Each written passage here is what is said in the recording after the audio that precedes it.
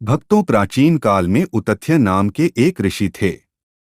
उनकी स्त्री का नाम ममता था। ममता अत्यंत रूपवती थी।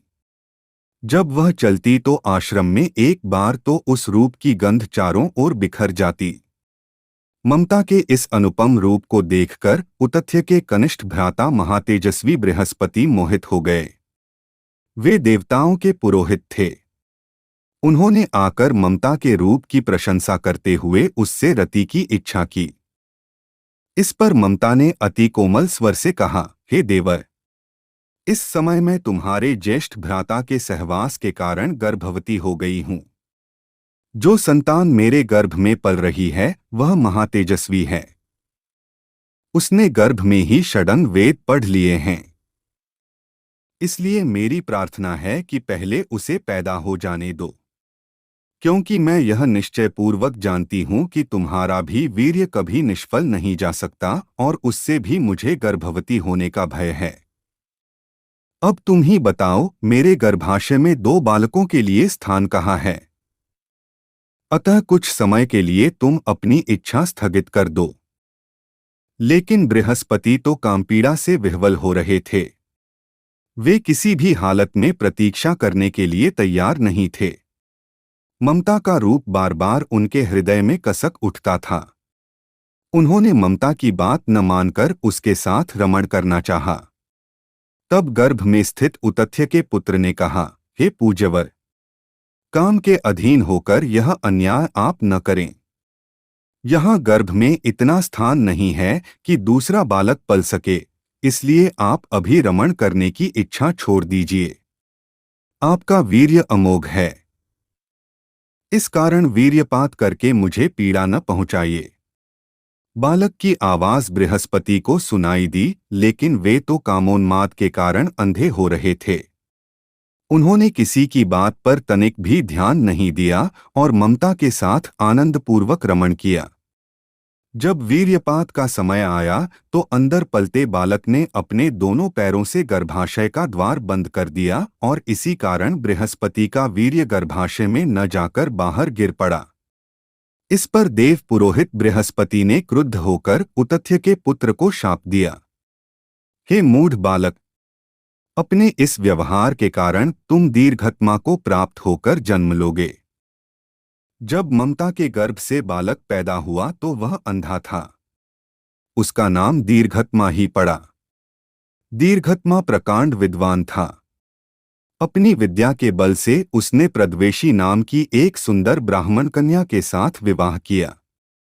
प्रद्वेषी के गर्भ से गौतम आदि कई पुत्र पैदा हुए। अंत में दीर्घत्मा ने सुरभि के पुत्र से गोधर्म अर्थात प्रकाश मैथुन सीखकर कुल वृद्धि के लिए उसी का आचरण किया। जब अन्य ऋषियों ने दीर्घत्मा को इस तरह समाज की मर्यादा का उल्लंघन करते देखा तो वे अत्यंत क्रुद्ध हुए। उन्होंने विचार किया कि इस अधर्मी दीर्घत्मा को छोड़ देना चाहिए। यह निर्लज्ज हमारे बीच रहने योग्य नहीं है, और ऐसा विचार करके उन्होंने दीर्घत्मा को छोड़ दिया। दीर्घत्मा के कई पुत्र थे, लेकिन परिवार इतना निर्धन था कि खाने का कहीं ठिकाना नहीं था।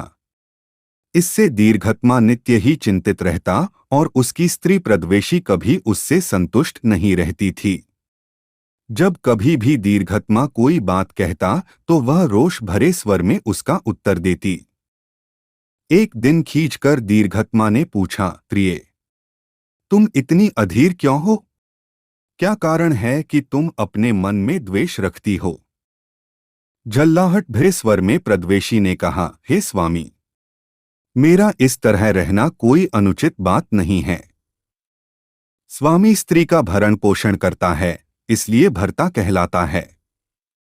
पति का यही धर्म है कि कुछ भी करके अपनी स्त्री पुत्र पुत्रियों का भरण पोषण करे। आप तो जन्म से ही अंधे हैं, इसलिए मेरा भरण पोषण तो आप क्या करेंगे, बल्कि मैं ही आपका भरण पोषण करती हूँ। आपके पुत्रों को पालती हूँ और आप निश्चेष्ट होकर पड़े रहते हैं। लेकिन अब मैं साफ कहे देती हूँ कि यह मैं अब सहन न कर सकूंगी। प्रद्वेषी की यह बात सुनकर महात्मा दीर्घत्मा को क्रोध चढ़ाया। उन्होंने उफनते स्वर में उससे कहा, रे मूढ़ स्त्री, तुझे कितने धन की आवश्यकता है? चल मुझे किसी क्षत्रिय राजा के पास ले चल। मैं तेरी धन की इच्छा को भी पूर्ण कर दूं।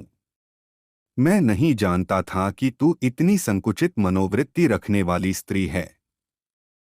दीर्घत्मा की क्रोध भरी वाणी सुनकर प्रद्वेषी ने भी रोष में भरकर कहा, हे विप्र, तुमसे मिला हुआ धन कष्टकारक ही होगा, इसलिए मुझे आवश्यकता नहीं है।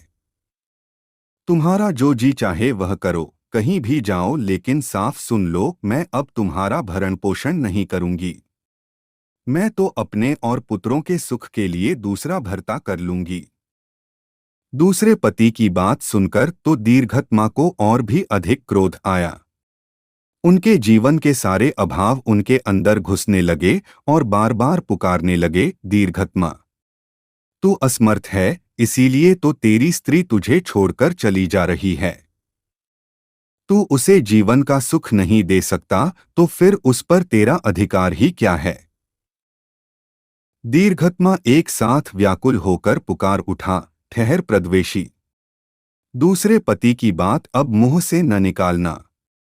मैं आज से संसार में यह सदाचार स्थापित करता हूं कि स्त्री मरते दम तक एक ही पति के अधीन रहेगी। पति के मरने पर या उसके जीते जी स्त्री अन्य पुरुष को कभी स्वीकार न कर सकेगी। जो स्त्री इस मर्यादा का उल्लंघन करेगी वह पतिता समझी जाएगी। पतिहीन स्त्री का जीवन पग पग पर पाप से भरा होगा। पतिहीन स्त्रियां सब प्रकार के भोग उपस्थित रहने पर भी उन्हें भोग न सकेंगी। वे सदा अपयश और निंदा की भागी होंगी। दीर्घत्मा कहता ही चला जा रहा था और प्रद्वेषी का रक्त ऊपर चढ़ता आता था।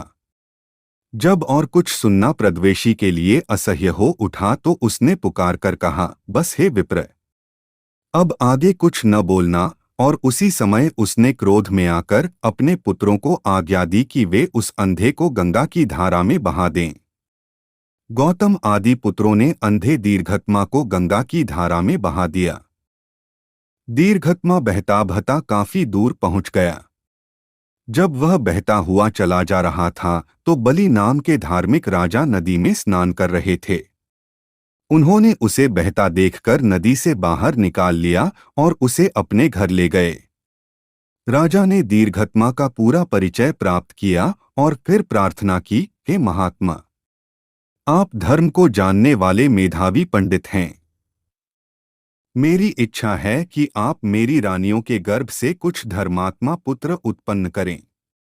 इससे बढ़कर मेरा और अधिक कल्याण आप नहीं कर सकते। दीर्घत्मा ने बलि की बात मान ली। तब राजा ने अपनी स्त्री सुदेशना के पास जाकर अपना सारा तात्पर्य कहा।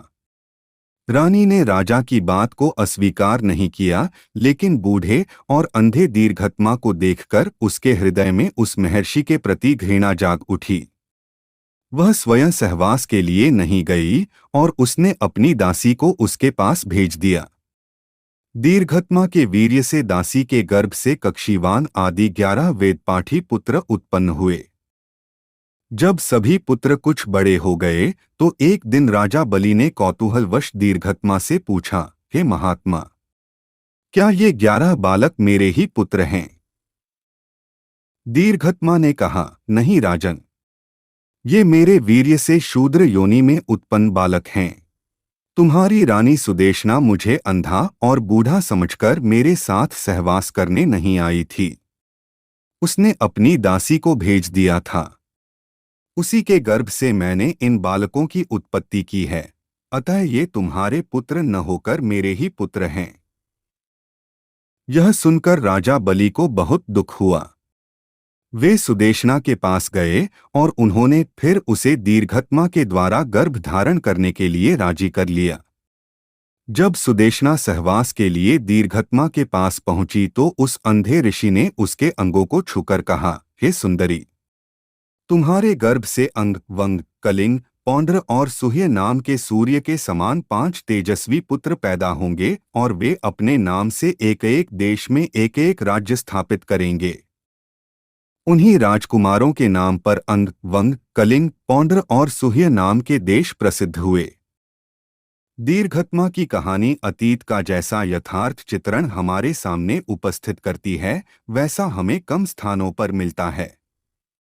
सहस्रों वर्ष पुराने इस भारत में कितनी विचित्र परंपराएं पलती थीं।